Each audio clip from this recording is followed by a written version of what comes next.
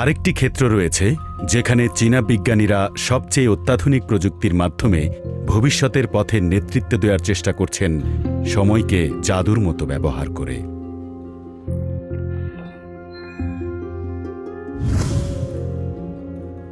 এগুলি মাইক্রোস্কোপের নিচে 100 মাইক্রন পর্যন্ত বিবর্ধিত কোষ। কোষগুলি প্রাপ্তবয়স্ক ইঁদুরের লেজ থেকে আসে, তবে ইঁদুরের দেহের মধ্যে যে কোনো ধরনের অঙ্গ বা টিস্যুতে বিকাশের সম্ভাবনা দেওয়ার জন্য তাদের পুনরায় প্রোগ্রাম করা হয়েছে। মানুষের ক্ষেত্রেও তাই করা যেতে পারে। অনেক শিশুই হাইপোপ্লাস্টিক হৃৎপিণ্ড নিয়ে জন্মায়। প্রোগ্রাম করা কোষগুলি তাদের হৃৎপিণ্ডে ব্যবহার করতে পারলে তারা সুস্থ স্বাভাবিক শিশু হয়ে উঠতে পারে।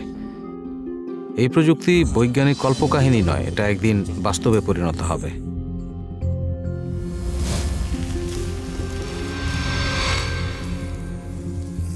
স্টেম সেলগুলি নিজেকে শরীরের যে কোনো বিশেষ অঙ্গ, টিস্যু বা হাড়ের কোষে রূপান্তর করতে সক্ষম। 2006 সালে জাপানি বিজ্ঞানীরা মানুষের ত্বকের কোষ থেকে প্ররোচিত প্লুরিপোটেন্ট স্টেম সেল তৈরি করতে সফল হয়। তাদের অগ্রণী কাজ বিশ্বজুড়ে স্টেম সেল প্রযুক্তির গবেষণাকে ত্বরান্বিত করেছে। স্টেম সেল থেরাপিগুলি জেনারেটিভ ঔষধের একটি নতুন ক্ষেত্র তৈরি করেছে। অতীতে আমরা অন্যদের থেকে পিছিয়ে পড়েছিলাম এবং তাল মেলাতে খুব কঠোর পরিশ্রম করতে হয়েছিল। নতুন চিকিৎসা উদ্ভাবন এবং উৎপাদনের শীর্ষ 10টি কোম্পানির কোনোটিই চীনা নয়। আমি আশা করি ভবিষ্যতে চীন শুধুমাত্র অনুসরণ না করে উন্নত স্টেম সেল থেরাপিতে পায়োনিয়ার হয়ে উঠবে। 2000 সালের গোড়ার দিকে পেই ডুয়ানকিং, যিনি মার্কিন যুক্তরাষ্ট্রে ক্যান্সার নিয়ে গবেষণা করেছিলেন, তারপর তিনি চীনে ফিরে স্টেম সেল গবেষণার জন্য নতুন দল এবং ক্ষেত্র তৈরি করেন। প্রায় 1 দশক আগে মিস্টার পেই আমাদেরকে একত্রিত করেছিলেন এবং বলেছিলেন যে আমাদের কোনো বিকল্প নেই, আর অবশ্যই আমাদের স্টেম সেল অধ্যয়ন করতে হবে। আমি আসলে স্ব-অধ্যয়নের মাধ্যমে এই সমস্ত জিনিস শিখেছি এবং আমি একটু একটু করে আমার ছাত্রদের সঙ্গে চেষ্টা করেছি। আপনি কি এই ক্রমগুলি ব্যবহার করে কোনো নিয়ম স্থাপন এবং আরও উন্নত কোনো কিছু আবিষ্কার করতে পারবেন? তবে পেই ডুয়ানকিং মনে করেন ত্বকের কোষ ব্যবহারে সমস্যা ছিল। যেহেতু ত্বক সূর্যালোকের সংস্পর্শে আসে, এটি জেনেটিক মিউটেশনের কারণ হতে পারে এবং স্টেম সেলের গুণগত মানকে প্রভাবিত করতে পারে। তাহলে পেইয়ের দল সহজে অ্যাক্সেসযোগ্য স্টেম সেলগুলির একটি নির্ভরযোগ্য উৎস কোথায় খুঁজে পেতে পারে?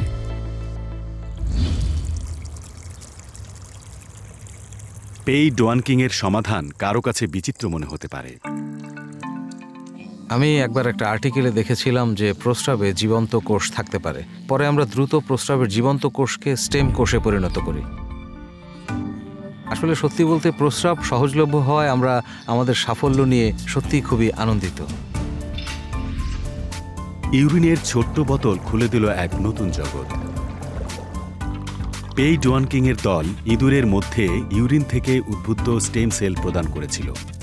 ইঁদুরের দাঁতও উঠেছিল। এই দাঁতগুলির ব্যাস 1 মিলিমিটার থেকে কম ছিল, কিন্তু মানুষের জিন ছিল। এই অর্জন বিশ্বব্যাপী দৃষ্টি আকর্ষণ করেছে। যদিও আমরা খুব দেরিতে শুরু করেছি, আমরা অন্যদের অবহেলিত জিনিসগুলি সম্পর্কে চিন্তা করতে যথেষ্ট আগ্রহী। স্টেম সেল অনুসন্ধান কোনো খেলা ছিল না। বর্তমানে চীনে বিশ্বের সবচেয়ে বেশি প্রবীণ মানুষ রয়েছে। বার্ধক্য হল অঙ্গ ব্যর্থতা বা আলঝেইমারের মতো নিউরোজেনারেটিভ রোগের মূল কারণ। নিরাময়যোগ্য নয় এমন রোগ রোগীদের জন্য দুর্ভোগ এবং তাদের পরিবারের জন্য বোঝা। স্টেম সেল গবেষণা এমন সমস্যাগুলি মোকাবেলার জন্য নতুন আশা নিয়ে আসে, যা বিদ্যমান চিকিৎসা দ্বারা সমাধান করা যায় না।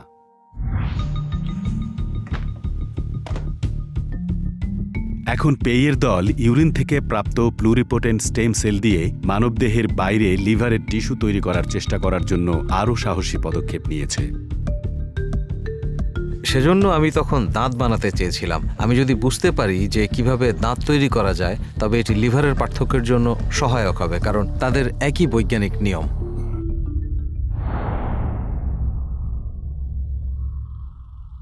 মানবদেহে 200 ট্রিলিয়ন কোষ রয়েছে এবং প্ররোচিত প্লুরিপোটেন্ট স্টেম সেল তাদের যে কোনো একটিতে পার্থক্য করতে পারে। কিভাবে তাদের একটি নির্দিষ্ট অঙ্গে পরিণত করা যায় এবং ক্লিনিক্যাল চিকিৎসায় ব্যবহার করা যায় তা তাদের সময়ে চাঁদে অবতরণ করার মতোই জটিল ছিল। আমি মনে করি চীন এই ক্ষেত্রে সবচেয়ে এগিয়ে আছে। অন্যরা যা জানে তা আমরাও জানি, আর অন্যরা যেটা জানে না সেই বিষয়গুলো সম্পর্কে আমাদেরও তেমন কোনো ধারণা নেই। আমরা নিজেরাই উপায়গুলো বের করি।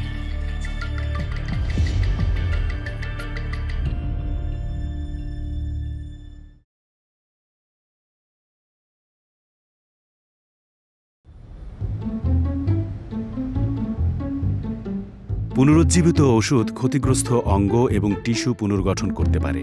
কখনো কখনো স্টেম সেলের ইনজেকশন অথবা ভিট্রোতে জন্মানো অঙ্গগুলির প্রতিস্থাপনের মাধ্যমে।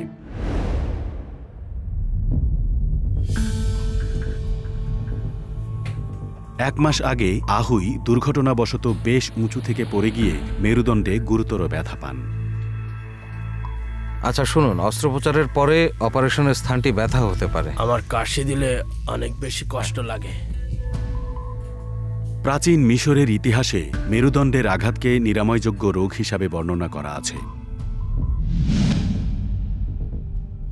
মেরুদণ্ডের স্নায়ুগুলি মস্তিষ্ক এবং শরীরের পেরিফেরাল স্নায়ুতন্ত্রের মধ্যে মূল সংযোগ।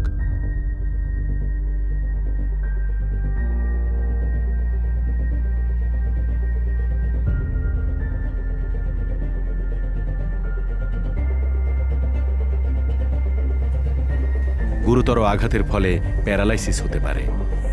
একবার ক্ষতিগ্রস্ত হলে প্যারালাইসিস আর দূর করা যায় না। চীনে 2 মিলিয়নেরও বেশি মানুষ প্যারালাইসিস রোগী হলেও এটি বিশ্বব্যাপী একটি সমস্যা। তিনি চিকিৎসার সুবর্ণ সুযোগ হারিয়েছেন। ডাই জিয়ানু একজন চিকিৎসা গবেষক যিনি হাসপাতালে ভ্রমণ করে থাকেন। তার গবেষণা ওইসব রোগের উপর যা জটিল এবং নিরাময় করা কঠিন। আমরা এমন অনেক বিষয়ে গবেষণা করেছি যা অন্যরা পছন্দ করে না। অনেক লোক বলে যে আমার মেরুদণ্ডের আঘাতের গবেষণা থেকে দূরে থাকা উচিত, কারণ এটি খুব কঠিন এবং এটি সময়ের অপচয়। তবে ডাই জিয়ানু এ ধরনের নেতিবাচক চিন্তায় আগ্রহী নন। যদি মেরুদণ্ডের স্নায়ুগুলি নিজেরাই পুনরায় বৃদ্ধি না করতে পারে, তাহলে ক্ষতিগ্রস্ত জায়গায় আমরা কোন উপাদানটি ব্যবহার করে নিরাময় করতে পারি?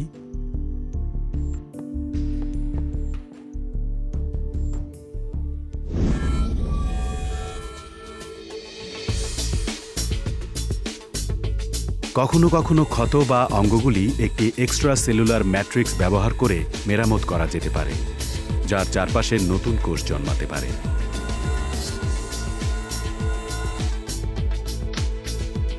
টিস্যু ইঞ্জিনিয়ারিং এবং স্টেম সেল বায়োলজির উপর ভিত্তি করে হাড়, জয়েন্ট, দাঁত এবং রক্তনালী সবই পুনর্গঠন বা পুনর্জন্মমূলক চিকিৎসার জন্য উপযুক্ত।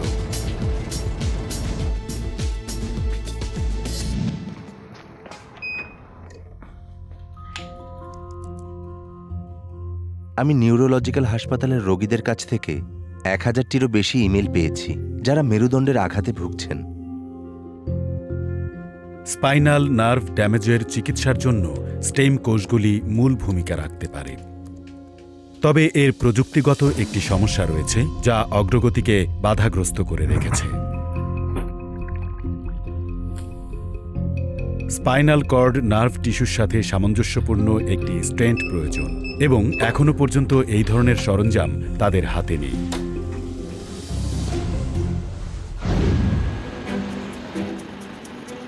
ডাই জিয়ানহুর দল হয়তো কোনো নতুন বিকল্প পথ খুঁজে পেয়েছে। আমাদের ত্বকের মোট প্রোটিনের 60% হল কোলাজেন এবং টেন্ডনের মোট প্রোটিনের 80% হল কোলাজেন। সম্ভবত কোলাজেনই প্রধান। ভার্মিসেলির মতো এই সরঞ্জামটি এক ধরনের সিনথেটিক কোলাজেন। এই কোলাজেন রৈখিকভাবে ফাইবার বান্ডিলের সূক্ষ্ম সুই থেকে নির্গত হয়। সূক্ষ্ম সুঁইয়ের আকার কোলাজেন স্ট্র্যান্ডের ব্যাস নির্ধারণ করে।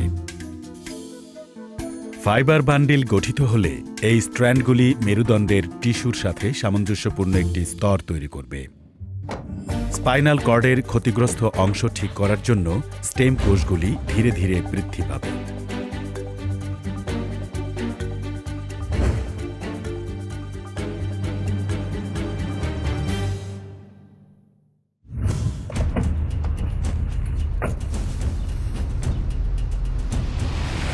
দুর্ঘটনার 14 দিন পর আহুই তার মেরুদণ্ডে অস্ত্রোপচার করে।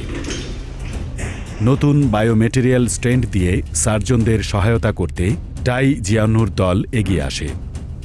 আহুইয়ের মেরুদণ্ডে একটি জায়গায় 4 মিলিমিটার ব্যবধান রয়েছে, যা দূর করা প্রয়োজন। স্পাইনাল কর্ড ভেতরে, তাই অতীতে কেউ এর অপারেশন করার সাহস করেনি। কোলাজেন স্টেন্ট অবশ্যই এক সাইটে তৈরি করতে হবে। স্টেন্টের দৈর্ঘ্য মেরুদণ্ডের ভেতরের দৈর্ঘ্যের সামান্য বেশি হতে পারে। তারপর স্টেম চালু করা যেতে পারে। যখন স্টেম সেলগুলো কোলাজেনের সাথে মিশ্রিত হয়, তখন তারা জায়গায় থাকবে। স্টেম সেলগুলি মেরুদণ্ডের কোলাজেনের ভেতরে প্রবেশ করানো হয়। এরপর কোলাজেন স্টেন্ট ঢোকানো হয়। স্টেম সেলগুলি কখন ড্যামেজ নার্ভগুলিকে পুনরায় সংযোগ করতে পারে তা এখন দেখার বিষয়।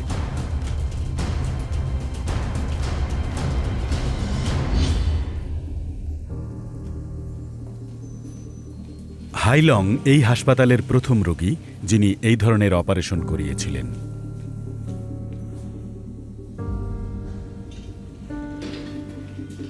তার মেরুদণ্ড বেশ কয়েক মাস আগে পর্যাপ্ত সেরে ওঠায় সে দাঁড়াতে পেরেছিল। তাই সবার আশা এই নতুন কৌশলটি রোগীদের কাছে অমূল্য হয়ে উঠবে।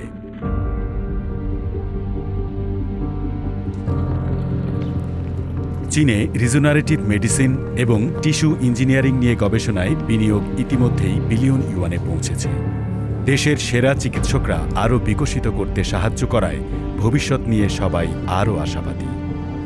অনুমান করা হয় যে 2020 সালের মধ্যে চীন হবে বিশ্বের দ্বিতীয় বৃহত্তম জৈব পদার্থের বাজার, যা বিশ্বব্যাপী বাজারের শেয়ারের প্রায় 1/4 যোগান দেবে।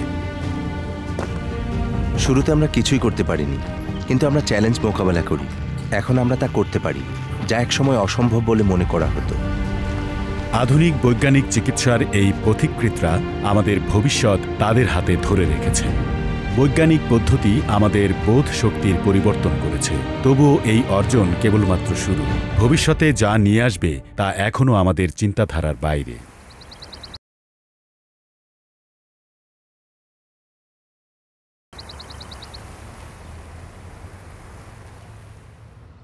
বিজ্ঞানীরা কি আবিষ্কার করবেন তা আমরা ভবিষ্যৎবাণী করতে পারি না, তবে তাদের কাজের অনুপ্রেরণা খুবই স্পষ্ট।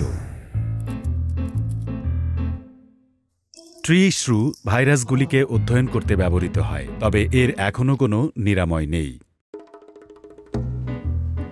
মানুষের মস্তিষ্কের কাজগুলি বোঝার জন্য ইঁদুরও আমাদের শিক্ষক হিসেবে কাজ করতে পারে। কখনো কখনো পৃথিবীর জীবন ব্যবস্থা বোঝার জন্য আপনাকে আমাদের গ্রহের বাইরেও দেখতে হবে। শনি অনুসন্ধান শুরু করার আগে 7 বছর সময় লেগেছিল। এইরকম অপ্রচলিত ইনস্টিটিউট খোলার পর থেকে চীন 10 বছরে বিশ্বের শীর্ষস্থানীয় কিছু বৈজ্ঞানিক প্রতিভাকে আকৃষ্ট করেছে। এই প্রতিষ্ঠানটি হল বেইজিংয়ের national institute of biological sciences. আমি এই জিনিসগুলো পছন্দ করি, বিশেষ করে যখন আমি ছোট ছিলাম। লি ওয়েনহুই হার্ভার্ড মেডিকেল স্কুলের শীর্ষ ভাইরালজিস্টদের একজন ছিলেন। তিনি 2006 সালে চীনে ফিরে আসেন এমন একটি বিষয় অধ্যয়ন করার জন্য যা বিজ্ঞানীদের কয়েক দশক ধরে বিভ্রান্ত করেছিল। সেটি হল লিভার কোষের রিসেপ্টরগুলির প্রকৃতি বা হেপাটাইটিস বি সংক্রমণের উৎস। কখনো কখনো আপনি শুধু আপনার ফলাফল পেতে চান না। সমস্যাটি স্ক্র্যাচ থেকে মোকাবেলা করতে হয়েছিল। 5 বছর ধরে লি ওয়েনহুই সবেমাত্র একটি গবেষণাপত্র প্রকাশ করেছেন।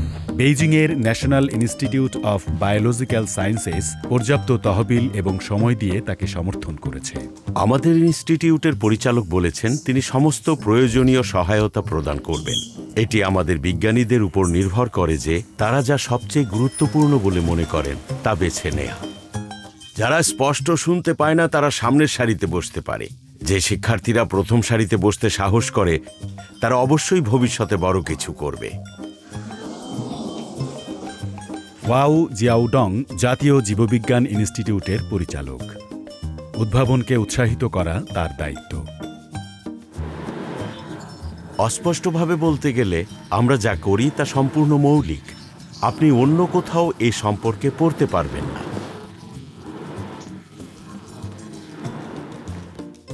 ওয়াং জিয়াওডং 1 দশকেরও বেশি সময় ধরে ন্যাশনাল ইনস্টিটিউট অফ বায়োলজিক্যাল সায়েন্সে রয়েছেন। এখানকার বিজ্ঞানীরা দীর্ঘমেয়াদী আর্থিক সহায়তা ভোগ করেন এবং গবেষণার বিষয়গুলি বেছে নিতে পারেন যা তারা গুরুত্বপূর্ণ বলে মনে করেন। যেহেতু আমরা কেউই সত্যিই জানি না কিভাবে আমাদের গবেষণাকে নিয়ন্ত্রণ করা উচিত, তাই আমরা যা করতে পারি তা হলো সেরা বিজ্ঞানীদের নির্বাচন করা এবং তাদের কাজ করার স্বাধীনতা দেওয়া। এটি চীনে নজিরবিহীন। পরবর্তীতে কি করতে হবে কেউ আপনাকে বলবে না। আপনাকে নিজের প্রকল্পগুলি খুঁজে বের করতে হবে, যেখানে অনেক জিনিস সম্পূর্ণ নতুন। একবার আমি ওয়াং জিয়াওডংয়ের সাথে মারাত্মকভাবে ধাক্কা খেয়েছিলাম। তিনি বললেন, আমি শুনেছি আপনি অনেক টাকা খরচ করেছেন। তিনি আমাকে জিজ্ঞেস করলেন, আপনি পৃথিবীতে কি করছেন জানতে পারি? তখন আমি তাকে বলেছিলাম যে আমরা তখন কি করছিলাম। আমি বললাম, হয়তো আপনি এতে আগ্রহী নন। তিনি উত্তর দিলেন, আমার দৃষ্টি আকর্ষণ করার জন্য আপনাকে কঠোর পরিশ্রম করতে হবে। ওয়াং জিয়াওডং 25 বছর ধরে মার্কিন যুক্তরাষ্ট্রে অধ্যয়ন করেছেন এবং শিক্ষা দিয়েছেন। 41 বছর বয়সে তিনি মার্কিন যুক্তরাষ্ট্রের ন্যাশনাল একাডেমি অফ সায়েন্সে নির্বাচিত হন। সে সময় মার্কিন যুক্তরাষ্ট্রে 2 লক্ষেরও বেশি চীনা শিক্ষার্থী অধ্যয়নরত ছিল। ওয়াং জিয়াওডং আমেরিকান বিজ্ঞানের সবচেয়ে মর্যাদাপূর্ণ সংস্থায় প্রথম প্রবেশ করেছিলেন। বিজ্ঞান ও প্রযুক্তির উন্নয়ন ছাড়া চীনের আর এই মুহূর্তে উন্নতি করা সম্ভব নয়। আমাদের কয়েক হাজার চীনা ছাত্র রয়েছে যারা মার্কিন যুক্তরাষ্ট্রে পড়াশোনা করেছে। তাদের অনেকেই একাডেমিক সাফল্য অর্জন করেছেন। আমি মনে করি দেশের জন্য এখন তাদের কিছু করার সময় এসেছে এবং তারাই পারবে চীনকে সামনের দিকে আরও এগিয়ে নিয়ে যেতে। একটি বিশ্বমানের জীবনবিজ্ঞান গবেষণা ইনস্টিটিউট প্রতিষ্ঠা করা, প্রজ্ঞা, দৃষ্টি এবং বিশ্বাসকে তাদের স্বদেশে ফিরিয়ে আনা ওয়াং জিয়াওডংয়ের মতো অনেক বিদেশি বিজ্ঞানীদের জন্য একটি সাধারণ পছন্দ হয়ে উঠেছে। প্রতি 5 বছরে তাদের গবেষণার ফলাফল তাদের আন্তর্জাতিক সমকক্ষদের দ্বারা বেনামে মূল্যায়ন করা হবে। যারা ইতিবাচক মূল্যায়ন পান তারা পদোন্নতির আশা করতে পারেন, তবে তা করতে ব্যর্থ হলে তাদের চলে যেতে হবে। তাদের কাজগুলো বাস্তবে কাজে লাগছে কিনা সেটাই হবে মূল্যায়নের মাপকাঠি। যখন আপনার কাজ আপনার সহকর্মীদের প্রভাবিত করতে পারে, সেই ক্ষেত্রে আপনি একজন প্রকৃত নেতা। 5 বছর পর লি ওয়েনহুই এক ধরনের প্রোটিন খুঁজে পান যা হেপাটাইটিস বি ভাইরাসকে লিভারে প্রবেশ করতে দেয়। এটি বিশ্বব্যাপী 343 মিলিয়ন মানুষকে সংক্রমিত করে এবং প্রতি বছরে 7,50,000 জন মানুষ মারা যায়। 2015 সালে 43 বছর বয়সী শাও ফেং চাইনিজ একাডেমি অফ সায়েন্সেসের সর্বকনিষ্ঠ শিক্ষাবিদ হন।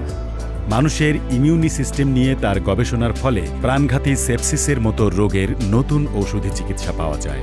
স্নায়ুবিজ্ঞানে লুও মিনমিনের গবেষণা মূলধারার তত্ত্বকে বদলে দিয়েছে, যা 30 বছর ধরে প্রভাব বিস্তার করছিল। এই তত্ত্ব মানসিক অসুস্থতা, বিষণ্ণতা এবং সিজোফ্রেনিয়ার চিকিৎসার জন্য নতুন ধারণা প্রদান করেছিল। বেইজিংয়ে national institute of biological sciences প্রতিষ্ঠার পর থেকে বিশ্বের শীর্ষস্থানীয় একাডেমিক জার্নালে চীনা গবেষকদের প্রকাশিত গবেষণাপত্রের সংখ্যা উল্লেখযোগ্যভাবে বৃদ্ধি পেয়েছে। তারা সকলেই তাদের অধ্যয়নের শেষ প্রান্তে রয়েছে। বিজ্ঞান একটা খেলার মতো। আপনার জন্য এটা উপলব্ধি করা গুরুত্বপূর্ণ যে কাজটা আকর্ষণীয় কিনা এবং এটা অন্য কারোর থেকে আলাদা কিনা। আমি খালি হাতে ফিরতে পারি না। আমাকে অবশ্যই আমার নিজের মূল গবেষণার ফলাফল বের করতে হবে। যখন সবার সাধ্য শেষ হয়ে যায়, সেখান থেকেই প্রকৃত বিজ্ঞানীরা নতুন কিছু করার চেষ্টা করেন।